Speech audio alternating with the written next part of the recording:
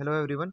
हमने थोड़ी देर पहले अभी बात की थी फार्मासिस्ट का होम्योपैथी का जो एग्ज़ाम हमारा कंडक्ट किया गया था आज सेकंड शिफ्ट में। तो इसमें हमने देखा था कि हमारा एग्ज़ाम रिव्यू कैसा था। पेपर का लेवल मॉडरेट टू टफ ही बताया गया है हर कैंडिडेट द्वारा। तो इसलिए हमने एवरेज कट ऑफ निकाली है। जो हमारा टेलीग्राम का चैनल था वो ज़्यादातर लोगों ने ज्वाइन करके अपना एवरेज स्कोर बताया, और जो दूसरा यूट्यूब चैनल है वहाँ पे भी लोगों ने कमेंट करके अपने रिव्यूज़ और सारी चीज़ें बताई, जिसके आधार पे हमने कट ऑफ बनाने की कोशिश की है। सबसे पहले हम बात करते हैं यूआर कैटेगरी की कट ऑफ क्या जाने वाली है। राइट।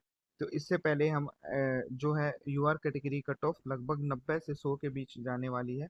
वो क्यों जाने वाली है उस पर बात करते हैं। राइट। तो इसके बाद हम बात करते हैं एग्जाम की।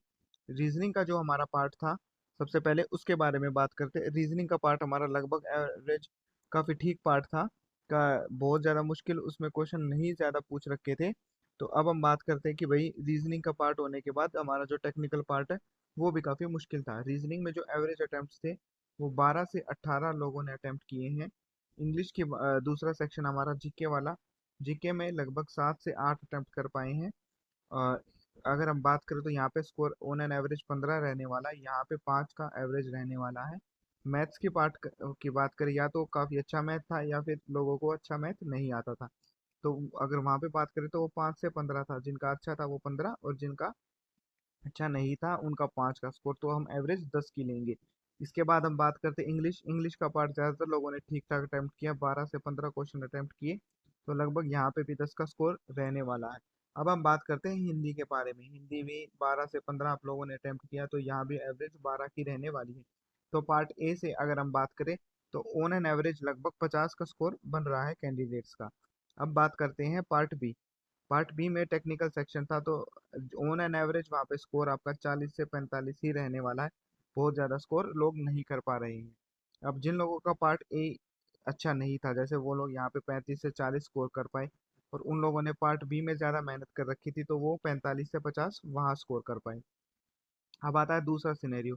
जिन लोगों का पार्ट ए अच्छा था तो वो लोग यहाँ पे 50 से 55 स्कोर कर पाए, और पार्ट बी अच्छा नहीं था तो वो लगभग 35 के आसपास यहाँ पे स्कोर कर पाए। तो यहाँ पे लगभग 85 बन रहा है। और अगर यहाँ पे बात करें तो ये भी 85 के आसपास एवरेज आपकी बन रही है दोनों पार्ट की। तो हमारी जो एवरेज कट ऑफ है यूआर कैटेगरी की, उसके बारे में बात करते हैं कि हमारी जो यूआर कैटेगरी की कट ऑफ है वो इसी के हिसाब से क्या जाने वाली है।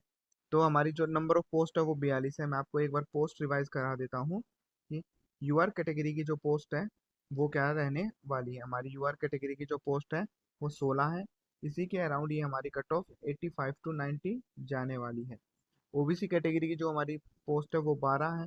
तो यहाँ पे हमारी कट ऑफ अराउंड 75 रहने वाली है।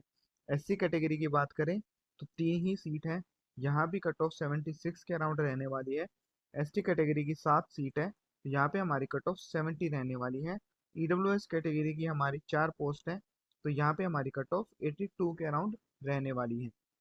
अब इसमें प्लस माइनस 2-3 नंबर हमारी कट ऑफ वेरी करेगी, क्योंकि हमारे पास लार्ज नंबर ऑफ कैंडिडेट्स का डाटा नहीं है। लेकिन आपके डीबी के लिए जो कट ऑफ है वो यही रहने वाली है।